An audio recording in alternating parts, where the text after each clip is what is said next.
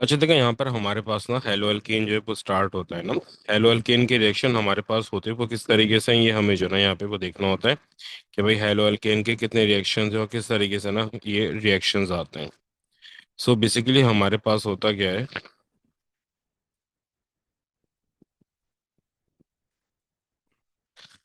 कि एक तो हेलो अल्केन ना बनता किससे, एक तो हेलो अल्केन एल्कीन से बनता है जो हमने ये पढ़ा था ना।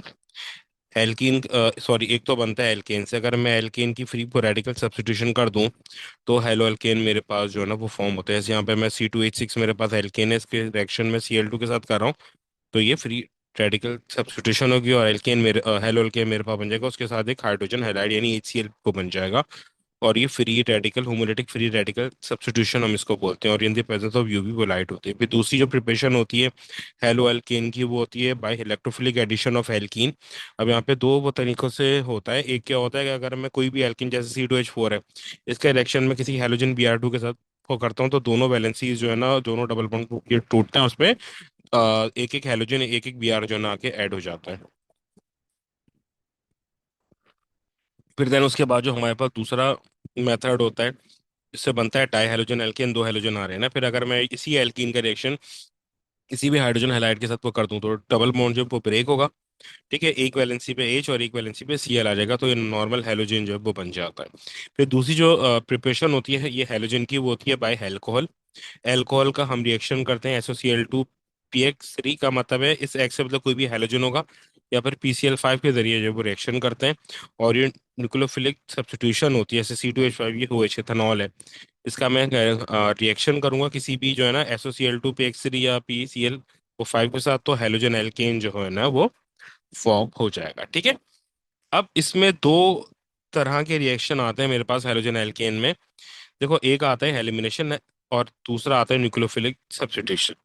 एलिमिनेशन में मेरे पास क्या होता है, देखो एलिमिनेशन में हमारे पास तीन जो है ना प्रोडक्ट वो बनते हैं।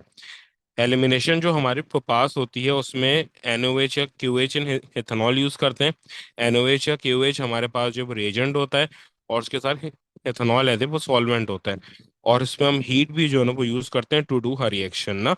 हीट जो है वो रिएक्शन को सपोर्ट जो है ना वो करता है। ठीक है, फिर देन इसके को बात अब एलिमिनेशन में होता है क्या, एक एक ही एलिमिनेशन होती है, तीन प्रोडक्ट हमारे को पास आते हैं।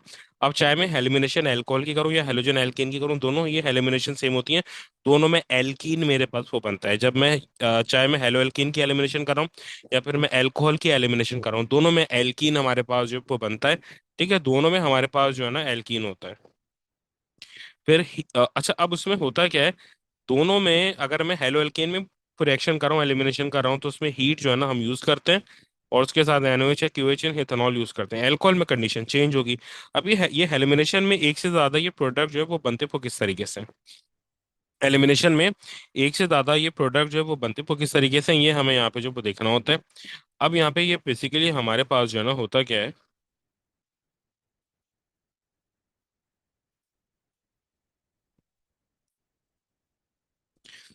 देखो जैसे यहाँ पर ये हमारे पास एक ये हेलो एल्केन है, या फिर कोई ये हेल्कोहल है, या फिर हेलो एल्केन है, या तो हेक्स है कोई भी हेलोजन है, या फिर ये कोई ये हेल्कोहल है।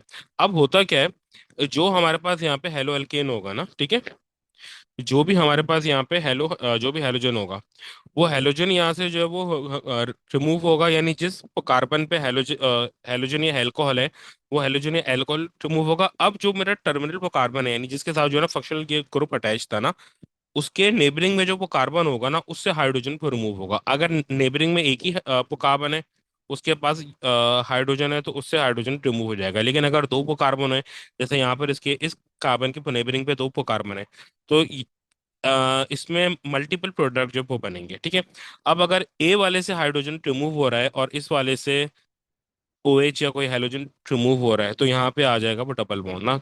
कैसे, देखो जैसे ये हमारे पास है, अब यहाँ पे हमारे पास जैसे फर्स्ट करो Cl है, यहाँ पे जो ना H है, तो यहाँ से ये H जो रिमूव होगा, यहाँ से Cl जो रिमूव होगा, तो दोनों की एक एक वैलेंसी अपेयर हो जाएगी, दोनों को कार्बन की, तो दोनों अपनी वैलेंसी यूज करके डबल बॉन्ड आपस में जो वो बना लेंगे।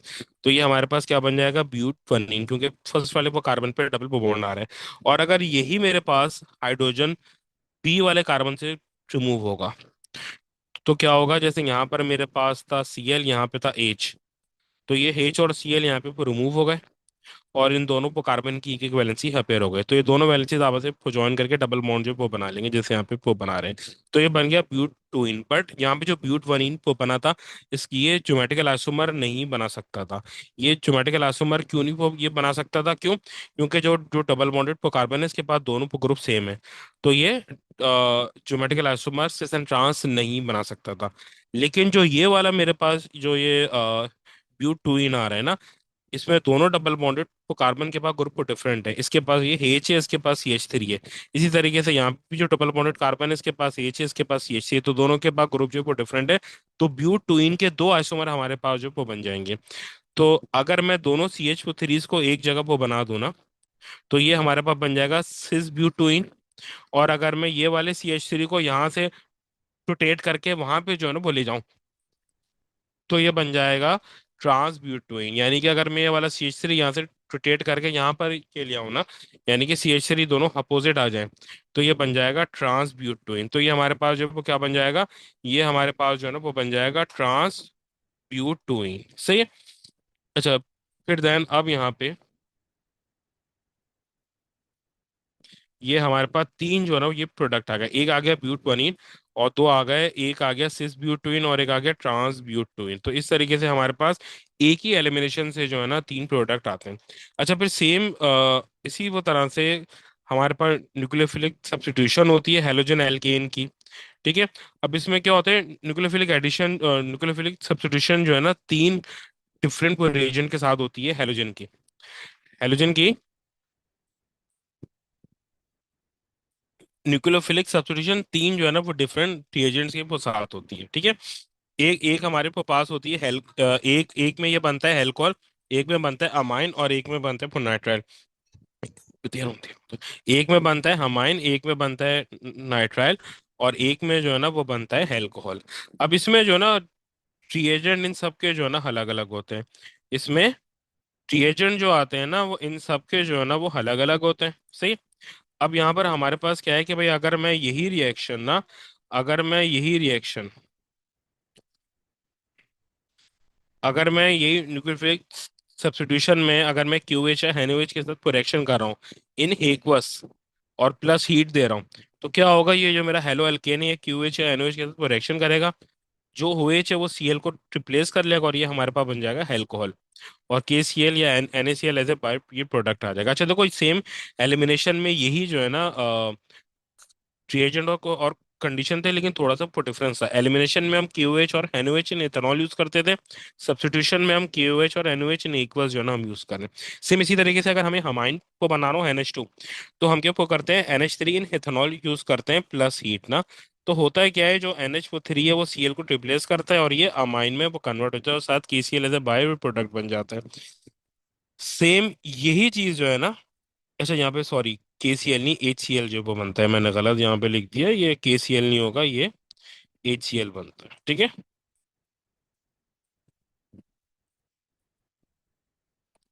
अब अगर यहाँ पे मैं यही रिएक्शन जो है ना KCN या NaCN के साथ कर रहा हूँ इन इथेनॉल प्लस हीट, ठीक है, तो होगा क्या, जो KCN में जो CN है ना वो Br को रिप्लेस कर लेगा, और ये बन जाएगा नाइट्राइल। और जो K मेरे पास है वो इस Br के साथ मिलके KBr फॉर्म कर लेगा। अब ये जो न्यूक्लियोफिलिक सब्स्टिट्यूशन मेरे पास है ना, अब जो ये न्यूक्लियोफिलिक सब्स्टिट्यूशन मेरे पास है, इसकी दो जो है ना वो टाइप होती है, एक होता है SN1 और एक होता है SN2। ये जो न्यूक्लियोफिलिक सब्स्टिट्यूशन है,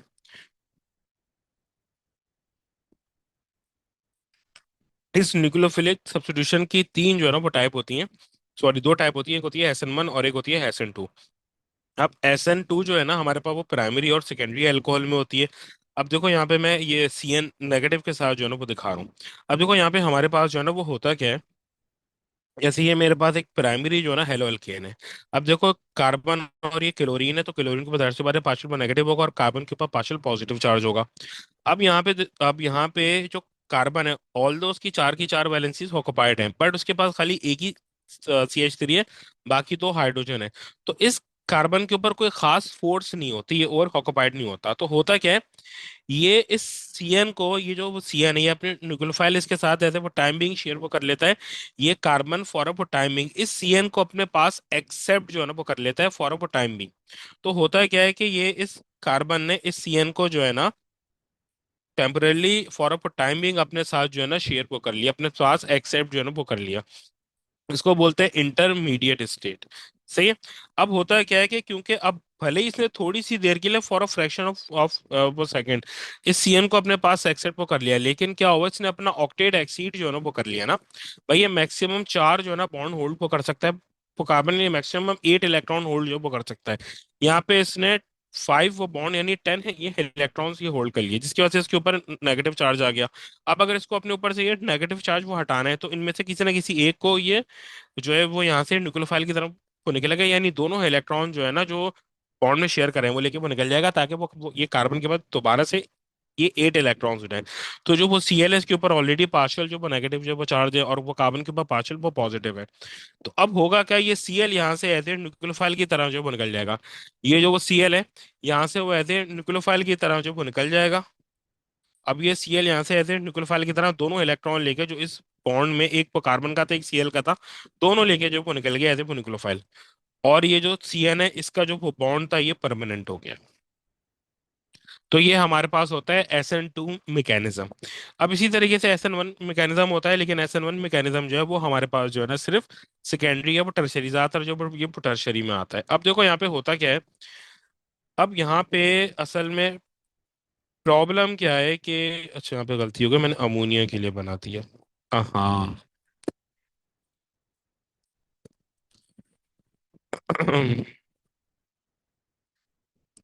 अच्छा देखो अब यहाँ पे ना अच्छा सही है, अमोनिया के लिए बनाया हुआ है। अच्छा देखो अब यहाँ पे हमारे पास ना होता क्या है, अगर मैं यहाँ पे SN1 मैकेनिज्म है, अब देखो यहाँ पे अमोनिया जो है ना इसके ऊपर अटैक को करना चाह रहे हैं ना, अमोनिया में एक एक्स्ट्रा स्टेप होता है। अब देखो इसके जैसे यहाँ पर 3 मेरे पास जो है ना वो न्यूक्लियोफाइल है। एक मेरे पास है Cn को नेगेटिव जो KCN और NaCN से आता है। एक है OH नेगेटिव जो कि KOH और NaOH से आता है। और एक है अमोनिया। अमोनिया के साथ इशू क्या होता है, अमोनिया नेचुरल जो वो न्यूक्लियोफाइल होता है, वो किसी से इलेक्ट्रॉन वो लेके न्यूक्लियोफाइल नहीं वो बन रहा। अमोनिया नेचुरल जो है ना वो न्यूक्लियोफाइल है। अमोनिया किसी से इलेक्ट्रॉन वो लेके न्यूक्लियोफाइल नहीं वो बन रहा ना। ठीक है, अमोनिया नेचुरल वो न्यूक्लियोफाइल है। ठीक है, तो अमोनिया के ऊपर कोई वो नेगेटिव चार्ज जो है वो नहीं है। अमोनिया के ऊपर कोई भी वो नेगेटिव चार्ज जो है वो नहीं आ रहा, अमोनिया नेचुरल वो न्यूक्लियोफाइल है। तो अब होता है क्या है, जब अमोनिया इसके साथ ऐड होना चाह रहा है बट अमोनिया ऐड अभी नहीं ये हो सकता, क्यों, क्योंकि जो ये वो कार्बन है इसके पास 3 अल्काइल ग्रुप जो है ना वो अटैच्ड है। तो अब फॉर अ वन वो सेकंड भी अपने साथ कोई भी चीज एक्सेप्ट नहीं वो कर सकता, क्यों, क्योंकि इसके पास 3 अल्काइल वो ग्रुप जो है वो अटैच्ड है। तो ये फॉर अ 1 मिली सेकंड के लिए भी ये अपने पास कोई भी चीज एक्सेप्ट नहीं वो कर सकता। तो यहाँ पे इसके 2 स्टेप होंगे, इसमें कोई इंटरमीडिएट स्टेट पॉसिबल नहीं है। देखो ऊपर इसलिए ये पॉसिबल थी क्योंकि 2 हाइड्रोजन थे, हाइड्रोजन की तो कोई वो फोर्स ही नहीं होती, तो यहाँ पे वो कोई फोर्स अप्लाई नहीं कर रहे थे ये वो कार्बन पे। सिर्फ एक यहाँ पे हल्काइल था, ये थोड़ी बहुत फोर्स इसके ऊपर अप्लाई है जो ये वो कर रहा था। बट यहाँ पे तो 3 अल्काइल ग्रुप जो है ना वो अटैच्ड हैं, तो 3 जगह से इसके ऊपर फोर्स जो है ना वो अप्लाई हो रही है। तो ये जो वो कार्बन है टर्मिनल वो कार्बन इट इज ओवर, ये ऑक्युपाइड। तो ये कोई चीज अपने पास ये एक्सेप्ट नहीं वो कर सकता। तो अब इसमें 2 ये स्टेप में होगा, पहले यहाँ से ये क्लोरीन जो वो निकलेगा एज ए न्यूक्लियोफाइल। जब ये क्लोरीन यहाँ से एज ए न्यूक्लियोफाइल की तरह ये वो निकल जाएगा, तो ये क्लोरीन यहाँ से एज ए न्यूक्लियोफाइल की तरफ वो निकल गया।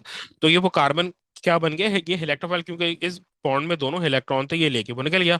तो ये वो कार्बन क्या बन गया, ये बन गया इलेक्ट्रोफाइल से।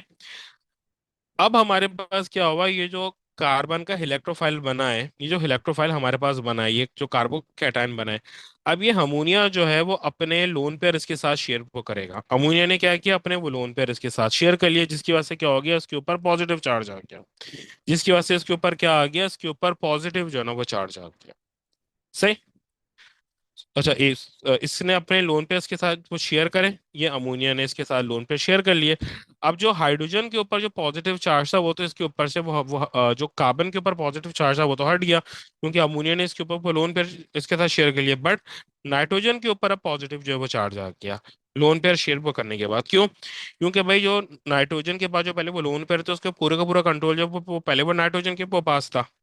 नाइट्रोजन के पास जो पहले वो लोन पेयर थे उसका पूरे का पूरा कंट्रोल जो वो नाइट्रोजन के वो पास था। लेकिन तो पूरी की पूरी जो नेगेटिविटी थी दैट इज एसोसिएटेड विद वो नाइट्रोजन। जब इसने ये वो लोन पेयर वो कार्बन के साथ शेयर कर लिया तो इसने अपनी नेगेटिविटी भी कार्बन के साथ शेयर वो कर दी, जिसकी वजह से नाइट्रोजन के ऊपर पॉजिटिव जो है वो चार्ज आ गया। अब ये जो पॉजिटिव चार्ज है ये दो तरह से जो है ना वो हट सकता है। तो एक पॉसिबिलिटी क्या है कि अच्छा दोनों में अब होगा क्या, ये जो नाइट्रोजन है ये इनमें से किसी एक हाइड्रोजन को एज ए इलेक्ट्रोफाइल की तरह किक आउट जो वो कर देगा, और जो उसके साथ जो ये बॉन्ड में दोनों इलेक्ट्रॉन थे वैसे वो लोन पेयर अपने पास जो वो रख लेगा। जैसे इस नाइट्रोजन ने इस हाइड्रोजन को एज ए इलेक्ट्रोफाइल की तरह किक आउट जो वो कर दिया, और इसके जो बॉन्ड में जो इलेक्ट्रॉन थे वो दोनों अपने पास ऐसे लोन पेयर की तरफ वो रख लिए, तो लोन पेयर से वापस रीजनरेट कर लिया। तो इसके ऊपर से पॉजिटिव चार्ज जो वो हट गया और इस हाइड्रोजन को यहाँ पे एज ए इलेक्ट्रोफाइल की तरह किक आउट जो वो कर दिया। लेकिन अगर अमोनिया मेरे पास हेक्सिस में हो तो क्या जो है ना वो हो सकता है, अगर मेरे पास अमोनिया हेक्सिस में हो, अगर मेरे पास अमोनिया जो है ना एक्सिस में हो तो एक और NH3 वो यहाँ पर होगा। अब ये नाइट्रोजन इस हाइड्रोजन को ये किक आउट करेगा ऐसे इलेक्ट्रोफाइल की तरह, तो ये NH3 इसके साथ अपने वो लोन पेयर शेयर जो है ना वो कर लेगा। तो ये NH3 NH2 में चेंज हो गया, और ये वाला NH3 से अपने लोन पेयर हाइड्रोजन के साथ करे तो ये NH4 ये प्लस में चेंज हो गया। अब अगर यहाँ पे नाइट्रोजन वो नहीं होता ना, जैसे फर्स्ट करो यहाँ पे खाली साइनाइड है, तो बस यहाँ पे साइनाइड आके जो है ना हेड हो जाता, जैसे फर्स्ट करो अगर यहाँ पे CN होता खाली यूं करके, तो यहाँ पे बस ये CN आके ना यहाँ पे हेड हो जाता यूं करके, कोई चार्ज वार्ज कुछ भी नहीं होता। फर्स्ट करो अगर यहाँ पे CN होता, CN वो नेगेटिव होता, तो CN वो नेगेटिव बस इसके ऊपर CN जो है इसके साथ आके ये हेड हो जाता बस। ठीक है, और कोई चार्ज वगैरह कोई वो चक्कर नहीं होता, या OH होता तो OH भी इसके ऊपर आके हेड हो जाता। ये जो स्पेसिफिक मैंने जो चीज बताई ये सिर्फ नाइट्रोजन के साथ होती।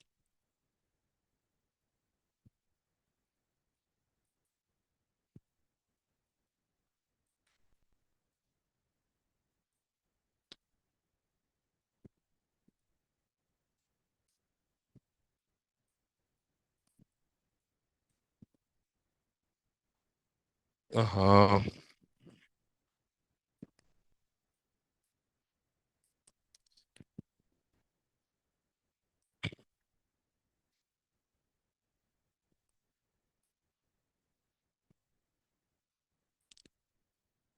सही। अच्छा अब इसी तरह से इसकी ये इक्वेशन है जो मैंने सारी यहाँ पे लिखी हुई है ना, कि अगर वो इनकेस इक्वेशन लिखने के लिए दे दे तो आप क्या करोगे ना। तो ये सारी इक्वेशंस यहाँ पे ऑलरेडी जो है ना वो रिटर्न है ना, जैसे कि अगर ये रिएक्शन CH3 CH2 Cl के NOH के साथ हो रहा है तो क्या इक्वेशन बनेगी, सब चीज़ है ना। अच्छा फिर सेम यही रिएक्शन जो है ना इसी तरीके से अल्कोहल के मल्टीपल रिएक्शंस हमारे वो पास होते हैं।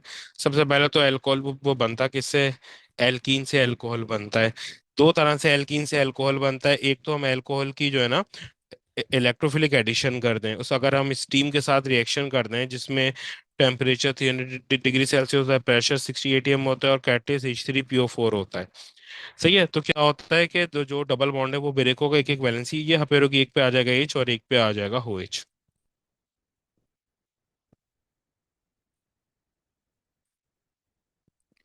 और फिर सेम इसी तरीके से कोल्ड ऑक्सीडेशन होती है एल्कीन की, जिसमें क्या होता है डबल बॉन्ड ये ब्रेक होता है, दोनों वैलेंसीज पे ये OH आके जो है ना हेड हो जाते हैं, तो ये डाई अल्कोहल हमारे पास जो बनता है, ये हमारे पास क्या बनता है, ये हमारे पास वो डाई अल्कोहल जो है ना वो बनता है कोल्ड ऑक्सीडेशन में।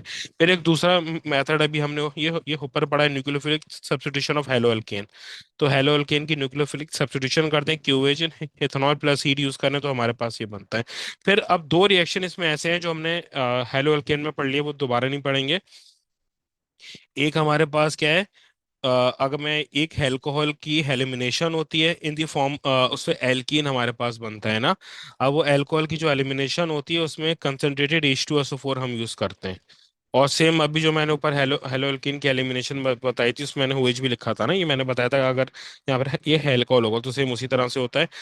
फिर इसमें सब्स्टिट्यूशन होती है न्यूक्लियोफिलिक सब्स्टिट्यूशन अल्कोहल की, और हेलोजन एल्केन बनता है, ये भी अभी ये ऊपर बताया। उसमें हम मल्टीपल जो है ना वो रिएजेंट्स जो है ना वो यूज करते हैं। ठीक है, अब उसमें भी SN1 SN2 उसी को तरीके से होता है जो मैंने ऊपर समझाया है, लेकिन इसके जो रिएक्शंस होते हैं ना वो मल्टीपल होते हैं। क्या मतलब, अगर देखो मैं अगर इसका न्यूक्लियोफिलिक सब्स्टिट्यूशन कर रहा हूँ हाइड्रोजन हैलाइड के को जरिए ना, जैसे HCl के जरिए कर रहा हूँ, तो होगा क्या, ये Cl जो है ना OH को रिप्लेस कर लेगा, ये बना लेगा H2O। सॉरी, Cl जो है ना OH को रिप्लेस करके Cl हेलोजन एल्केन बना लेगा, और ये OH इस H के साथ मिलकर H2O फॉर्म कर लेगा। और अगर यही रिएक्शन में PCl5 के साथ कर रहा हूँ तो बाय ये प्रोडक्ट का काफी बड़ा वो डिफरेंस आता है। अगर मैं यही रिएक्शन PCl5 के साथ कर रहा हूँ तो ये एक Cl इस OH को रिप्लेस करेगा, C2H5Cl बन जाएगा, फिर बाकी बाय ये प्रोडक्ट में HCl और POCl3 बनेगा। इसके मिस्टी फ्यूम्स आते हैं। ये आइडेंटिफिकेशन भी होती है अल्कोहल की ना, कि मैं PCl5 के साथ या PCl3 के साथ रिएक्शन कर PCl5 के साथ करूं, अगर PCl5 के साथ मैं रिएक्शन करता हूं तो मिस्टी फ्यूम्स आते हैं। तो ये अल्कोहल का टेस्ट होता है। फिर अगर ये रिएक्शन में PX3 के साथ करूं, एक्स से बदले कोई भी ये हेलोजन आ जाए, जैसे फर्स्ट करो एक्स से बदले ये हाई आ गया, तो हाई क्या करेगा, इस OH को रिप्लेस कर लेगा, ये बन जाएगा आयोडाइड। सही है। फिर देन उसके बाद बाय ये प्रोडक्ट में H3PO3 बनता है। अब इसमें एल्कोहल में जो बिल्कुल ये अलग रिएक्शन होते हैं ना, वो होती है ऑक्सीडेशन ऑफ एल्कोहल। वो होती है ऑक्सीडेशन ऑफ एल्कोहल। सही है। जिसमें अगर मैं प्राइमरी एल्कोहल की ऑक्सीडेशन करूं तो एल्डिहाइड बनता है, और एल्डिहाइड की ऑक्सीडेशन करूं तो कार्बोऑक्सिलिक एसिड मेरे पास आता है। सही है। यानी कि अगर मैं प्राइमरी अल्कोहल की ऑक्सीडेशन कर रहा हूँ, यानी कि यहाँ पर अभी फर्स्ट करो इथेनॉल, इथेनॉल की ऑक्सीडेशन कर रहा हूँ तो इथेनॉल बनेगा, और इथेनॉल की फर्दर ऑक्सीडेशन करूँ तो इथेनोइक एसिड बनेगा। लेकिन अगर मैं चाहूँ कि भाई मुझे इथेनॉल चाहिए ही नहीं, बीच में एल्डिहाइड चाहिए ही नहीं, तो मैं जब मैं अल्कोहल की ऑक्सीडेशन करूंगा तो मैं स्पेसिफिक कंडीशन यूज करूंगा, हीट अंडर रिफ्लक्स। तो मुझे मिलेगा ही नहीं कौन, एल्डिहाइड, सीधा कार्बोऑक्सिलिक एसिड को मिल जाएगा। So if I want to make carboxylic acid directly, तो मैं क्या करूंगा, हीट अंडर रिफ्लक्स जो यूज करूंगा, जिससे मुझे डायरेक्ट कार्बोऑक्सिलिक एसिड मिलेगा, एल्डिहाइड नहीं मिलेगा। और सेम यही सेकेंडरी अल्कोहल के साथ होता है। सेकेंडरी अल्कोहल की ऑक्सीडेशन करो तो कीटोन यहाँ पर हमारे को पास आता है। ठीक है। सेकेंडरी अल्कोहल की ऑक्सीडेशन में कीटोन हमें मिलता है। अच्छा, यहाँ पे जो रिएजेंट यूज होता है वो होता है एसिडिफाइड, या तो KMnO4 या K2Cr2O7 ना। एसिडिफाइड KMnO4 या K2Cr2O7 हम यहाँ पे यूज वो करते हैं। ठीक है। एक नजर ऑक्सीडेशन को दिखा देता हूँ। ठीक है, अब ये हमारे पास पूरी ऑक्सीडेशन है। अच्छा, अब इसी तरीके से यहाँ पे हमारे पास वो कार्बोनाइल आता है। कार्बोनाइल की दो टाइप आती हैं, एक होता है एल्डिहाइड और एक होता है कीटोन। अच्छा, एल्डिहाइड कार्बोनाइल की एक और भी टाइप होती है जिसको बोलते हैं फॉर्मल्डिहाइड, वो एल्डिहाइड में ही आती है। कार्बोनाइल हमारे पास है क्या, कि C डबल बॉन्ड हो, सही है, और अगर C डबल बॉन्ड O हो, एक तरफ H हो दूसरी तरफ भी H हो, तो उसको बोलते हैं फॉर्मल एल्डिहाइड। ये एल्डिहाइड की टाइप होती है। वैसे एल्डिहाइड क्या है, C डबल बॉन्ड होगा, एक तरफ R होगा एक तरफ ये H होगा, तो ये एल्डिहाइड, और एल्डिहाइड हमेशा कॉर्नर पे आता है। यानी कि C डबल बॉन्ड हो होगा, एक वैलेंसी पे R होगा, एक वैलेंसी पे H होगा, तो ये एल्डिहाइड है। और C डबल बॉन्ड ओके, एक तरफ R है दूसरी वो तरफ भी R है, यानी एक तरफ दोनों तरफ वो कार्बन चेन है, तो ये कीटोन होगा। ठीक है। एल्डिहाइड हमेशा वो कॉर्नर पे होता है, कीटोन हमेशा जो वो मिड में आता है। अच्छा, अब ये हमारे पास यहाँ पे एल्डिहाइड के रिएक्शंस ये हमारे पास स्टार्ट हो जाते हैं। अच्छा देखो, एक तो हमारे पास क्या है, एल्डिहाइड का, एल्डिहाइड जो है ना, सिर्फ हमारे पास एक तो एल्डिहाइड की ऑक्सीडेशन है। ठीक है। अभी जो मैंने ऊपर वो बताई है, भाई मैं प्राइमरी अल्कोहल की ऑक्सीडेशन कर रहा हूँ, एल्डिहाइड बन रहा है। फिर मैं एल्डिहाइड की ऑक्सीडेशन कर रहा हूँ, कार्बोऑक्सिलिक एसिड बन रहा है ना। तो यहाँ पर मैंने जैसे प्राइमरी अल्कोहल है, यहाँ पे एथेनॉल यूज किया, एथेनॉल बन गया, एथेनॉल की ऑक्सीडेशन करी, एथेनोइक एसिड बन गया। एसिडिफाइड KMnO4 K2Cr2O7 हम यूज करते हैं, या तो KMnO4 या K2Cr2O7 हम यूज करते हैं। ठीक है। फिर उसमें एक और जो रिएक्शन होता है वो होती है न्यूक्लियोफिलिक एडिशन। जो मेन रिएक्शन है वो कार्बोनाइल का। न्यूक्लियोफिलिक एडिशन में क्या होता है, हम किसी भी वो कार्बोनाइल एल्डिहाइड या कीटोन का HCN के साथ रिएक्शन करते हैं विद ट्रेसेस ऑफ NaCN, तो हमारे पास यहाँ पे हाइड्रोक्सी नाइट्राइल जो है वो मिलता है। अब इसका मैकेनिज्म जो है जरा वो देख लो। ठीक है। अब ये ऑक्सीडेशन है पूरी ना। ठीक है। अच्छा देखो, यहाँ पे एक चीज मैंने नहीं को बताई थी, उसके बाद बताता हूँ, रिडक्शन भी ना। रिडक्शन में NaBH4 अब यूज नहीं होता, उसको पहले खट ही कर देते हैं। अब देखो हमारे पास ना ये न्यूक्लियोफिलिक एडिशन है। अब देखो हमारे पास ये एक मैंने कीटोन लिख दिया, यही सेम चीज कीटोन और एल्डिहाइड दोनों के साथ सेम होती है। ये मेरे पास जो है ना एक कीटोन है। ठीक है। दोनों तरफ इसके CH3 है, तो ये कीटोन है। अब देखो यहाँ पे कार्बन पे पार्शियल पॉजिटिव होगा और ऑक्सीजन पे पार्शियल वो नेगेटिव चार्ज होगा, क्योंकि ऑक्सीजन की इलेक्ट्रोनेगेटिविटी ज्यादा है। तो ऑक्सीजन पे पार्शियल वो नेगेटिव चार्ज होगा। तो हमारे पास यहाँ पे होता क्या है, क्योंकि ऑक्सीजन के ऊपर पार्शियल नेगेटिव चार्ज है, तो ऑक्सीजन क्या करता है, जो इसमें डबल बॉन्ड में जो पाई सिस्टम है ना, उसके दोनों इलेक्ट्रॉन ऑक्सीजन लेके अलग हो जाता है। ऑक्सीजन ने क्या किया, पाई सिस्टम के दोनों इलेक्ट्रॉन, दोनों ये बॉन्ड के इलेक्ट्रॉन नहीं, जो पाई सिस्टम, जो डबल बॉन्ड में पाई सिस्टम था, उसके दोनों इलेक्ट्रॉन लेके ये ऑक्सीजन अलग हो गया। तो ऑक्सीजन बन गया न्यूक्लियोफाइल। तो ये कार्बन के ऊपर आ गया पॉजिटिव चार्ज। अब जो HCN का वो CN था, वो उसने एज ए न्यूक्लियोफाइल अपने लोन पेयर इसको कार्बन के साथ शेयर को कर लिया। ठीक है। तो जब इसने एज ए न्यूक्लियोफाइल इस वो कार्बन के साथ अपने लोन पेयर शेयर कर लिए, तो ये CN इसके साथ ये हेड हो गया, और ये कार्बन से पॉजिटिव चार्ज भी वो चले गया। लेकिन ऑक्सीजन के पास तो स्टिल जो वो नेगेटिव चार्ज है। तो जो ये HCN का H+ होगा, ये ऑक्सीजन इस H+H इलेक्ट्रोफाइल के साथ अपने जो है ना वो लोन पेयर शेयर कर लेगा, और ये बन जाएगा OH। तो ये हमारे पास बन गया हाइड्रोक्सी नाइट्राइल। अब ये एग्जाम में आपको 2 स्टेप में वो दिखाना होता है। यहाँ पे तो मैंने समझाने के लिए 3 स्टेप में वो बताया हुआ है। 2 स्टेप में आपको कैसे जो वो दिखाना होगा, भाई ये मेरे पास जो है ना वो कार्बोनाइल है। पहले यहाँ से कार्बन के ऊपर पार्शियल पॉजिटिव चार्ज है, ऑक्सीजन के ऊपर पार्शियल नेगेटिव चार्ज है। पहले यहाँ से ऑक्सीजन जो है वो ये अलग हो जाएगा। पहले यहाँ से ऑक्सीजन जो है वो अलग हो जाएगा एज ए न्यूक्लियोफाइल, तो ये कार्बन के ऊपर पॉजिटिव चार्ज आ जाएगा। तो ये CN अपने लोन पेयर इसके साथ शेयर वो कर लेगा। ठीक है। तो ये CN ये हेड हो गया। दोनों चीजें एक ही स्टेप में दिखानी है, 2 स्टेप ना ये। फिर देन जो ऑक्सीजन के ऊपर नेगेटिव चार्ज है, वो कैसे जो है ना वो हटेगा। ऑक्सीजन अपने ये लोन पेयर जो इस HCN का, CN जो था वो न्यूक्लियोफाइल था, H जो होगा वो इलेक्ट्रोफाइल होगा। तो वो H वो प्लस के साथ अपने ये इलेक्ट्रॉन शेयर कर लेगा, तो ये OH इसके वो साथ आ गया। ठीक है। तो ये मेरे पास न्यूक्लियोफिलिक एडिशन होती है। सेम यही एल्डिहाइड के साथ भी होती है। अच्छा, अब जैसे जैसे यहाँ पे ऑक्सीडेशन हुई है ना, इसी तरीके से रिडक्शन भी होती है। अगर मैं यहाँ पे कार्बोक्सिलिक एसिड की रिडक्शन करूँ तो एल्डिहाइड बनेगा, और एल्डिहाइड की रिडक्शन करूँ तो अल्कोहल, प्राइमरी अल्कोहल जो वो बन जाएगा। अक्सर ऐसा भी होता है कि अगर मैं स्ट्रॉन्ग रिडक्शन कर दूं तो कार्बोक्सिलिक से डायरेक्ट प्राइमरी अल्कोहल जो है वो बन जाता है।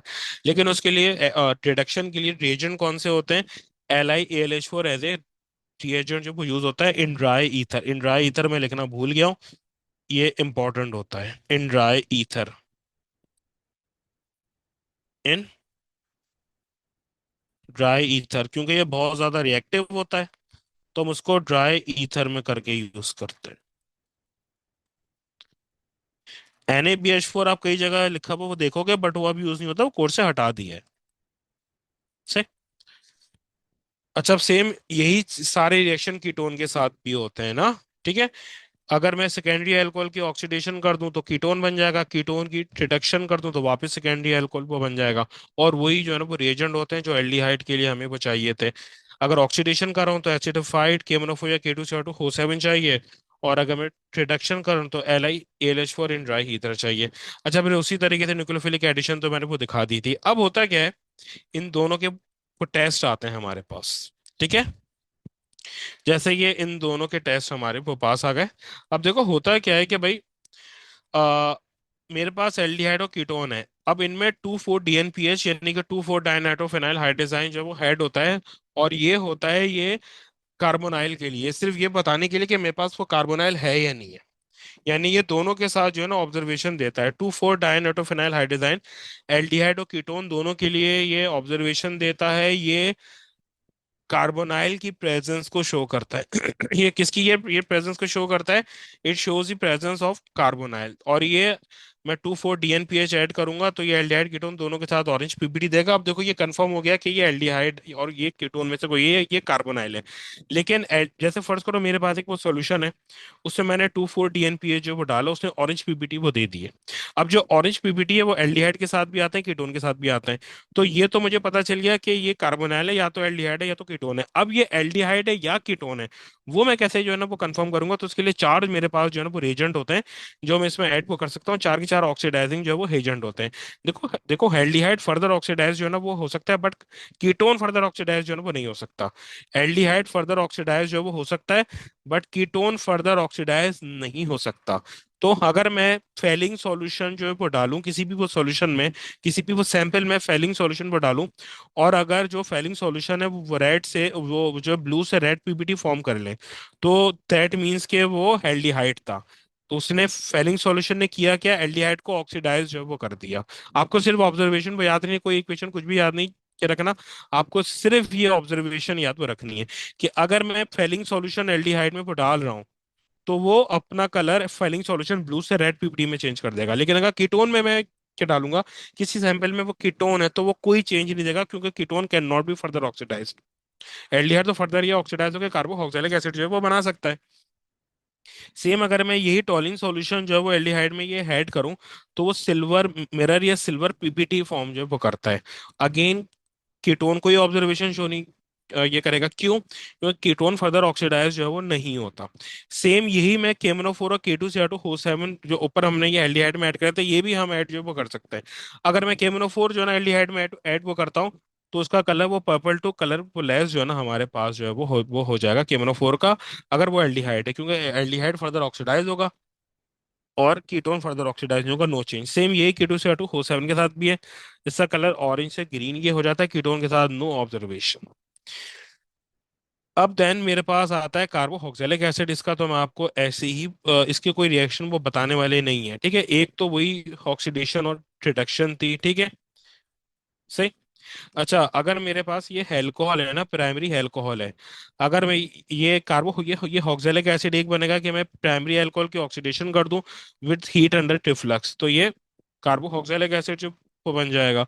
दूसरा क्या है कि मैं एल्डिहाइड की नॉर्मल ऑक्सीडेशन करूं, यानी कि मैंने प्राइमरी अल्कोहल से एल्डिहाइड बनाया था, एल्डिहाइड की ऑक्सीडेशन करी विद एसिडिफाइड KMnO4 और K2CR2O7, तो ये कार्बोक्सिलिक एसिड बन गया। फिर अगर मैं कार्बोक्सिलिक एसिड की रिडक्शन कर रहा हूँ, तो सिर्फ प्राइमरी अल्कोहल और एल्डिहाइड दोनों जो है वो बन सकते हैं।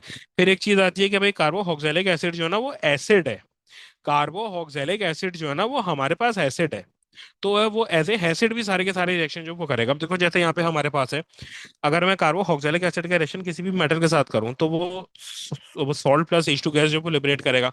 अगर मैं यही ये ऑक्सैलिक एसिड ही इथेनोइक एसिड का रिएक्शन NaOH के साथ करूं, तो ये न्यूट्रलाइजेशन रिएक्शन हो जाएगा, एसिड और बेस का रिएक्शन, तो ये सॉल्ट प्लस H2 फॉर्म करेगा।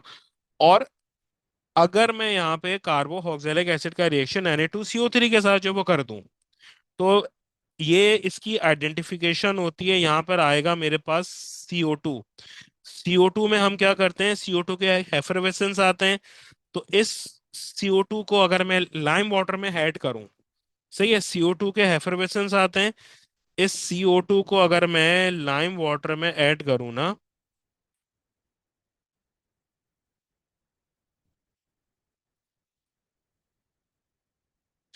अगर इस CO2 को मैं लाइम वाटर में ऐड करूं, तो ये मुझे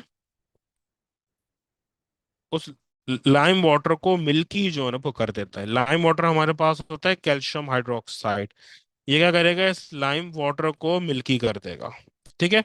तो ये मेरे पास आइडेंटिफिकेशन होती है किसकी, यहाँ पर ये क्लाउडी भी लिखा होता है कहीं, ठीक है, एक ही बात है। तो ये आइडेंटिफिकेशन होती है कार्बोक्सिलिक एसिड की, यानी कि जब मैं इसमें कार्बोनेट डाल रहा हूँ, तो ये एक ऐसी गैस जो है ना प्रोड्यूस करेगा, यानी CO2 के एफरवेसेंस आएंगे, फिर CO2 को पास कराएंगे लाइम वाटर से, तो लाइम वाटर को वो मिल्की कर देगा। फिर देन कार्बोक्सिलिक एसिड का रिएक्शन होता है अल्कोहल के साथ, जिसको बोलते हैं कंडेंसेशन रिएक्शन, ठीक है। तो कार्बोक्सिलिक एसिड का रिएक्शन हम जब अल्कोहल के साथ करते हैं, तो एस्टर जो ना फॉर्म होता है, ठीक है। फिर जो एस्टर हमारे पास फॉर्म हुआ है, अगर मैं उस एस्टर की हाइड्रोलिसिस कर दूं, ये जो रिएक्शन होता है ये हमारे पास रिवर्सिबल रिएक्शन होता है ना, ठीक है। ये जो हमने एस्टर बनाया है ये रिवर्सिबल रिएक्शन है, यानी कि अगर मैं इसी एस्टर का रिएक्शन वापस H2O के साथ कर दूं, यानी हाइड्रोलिसिस कर दूं, लेकिन उसके लिए कंडीशन होती है, मैं एसिडिक हाइड्रोलिसिस कर रहा हूँ या बेसिक हाइड्रोलिसिस कर रहा हूँ। अगर मैं एसिडिक हाइड्रोलिसिस कर रहा हूँ एस्टर की, तो वापस मुझे कार्बोक्सिलिक एसिड और अल्कोहल को मिलेगा, जिससे ये मिलके वो बनाए। लेकिन अगर मैं अल्कलाइन हाइड्रोलिसिस कर रहा हूँ एस्टर की, तो मुझे कार्बोक्सिलिक एसिड का सॉल्ट और अल्कोहल जो वो मिलता है। इसको मैं एक दफा करके वो दिखा देता हूँ आप लोगों को, ताकि ये वो डाउट जो है वो क्लियर हो जाए। जैसे फर्स्ट करो, ये मेरे पास अल्कोहल है, ठीक है, इसका रिएक्शन मैंने, सॉरी, कार्बोक्सिलिक एसिड एक अल्कोहल के साथ मिथनॉल के साथ रिएक्शन कर दिया, तो कार्बोक्सिलिक का OH और अल्कोहल का H मिलके H2O जो है ना वो फॉर्म करेंगे, ठीक है। और ये जो सी डबल बॉन्ड ओ है ये ज्वाइन हो जाएगा एस्टर के साथ। ठीक है, यूं करके तो ये बन जाएगा हमारे पास CH3 C double bond OCH3, और ये H2O मुझे मिल गया। और ये जो रिएक्शन होता है ना, ये रिएक्शन होता है हाइड्रो रिवर्सिबल रिएक्शन। ये जो रिएक्शन होता है it is a reversible reaction. ठीक है। अगर मैं यूं करके जा रहा हूं तो ये हाइड्रोलिसिस, कंडेंसेशन है, पीछे आ रहा हूं तो ये हाइड्रोलिसिस है। ठीक है। अब अगर यही मैं ना, अब देखो ये रिवर्सिबल रिएक्शन, अगर मैं एसिडिक हाइड्रोलिसिस कर दूं तो वापस यही दोनों चीजें मेरे पास आ जाएंगी। ठीक है। लेकिन अगर मैं बेसिक हाइड्रोलिसिस कर रहा हूँ, यानी NaOH के साथ अल्कलाइन हाइड्रोलिसिस कर रहा हूँ, अगर मैं NaOH के साथ कर रहा हूँ तो कार्बोक्सिलिक का सॉल्ट यानी सोडियम इथेनोएट मिलेगा और अल्कोहल मिल जाएगा। और अगर मैं QH के साथ कर रहा हूँ तो पोटेशियम इथेनोएट मुझे मिलेगा और साथ अल्कोहल मिल जाएगा।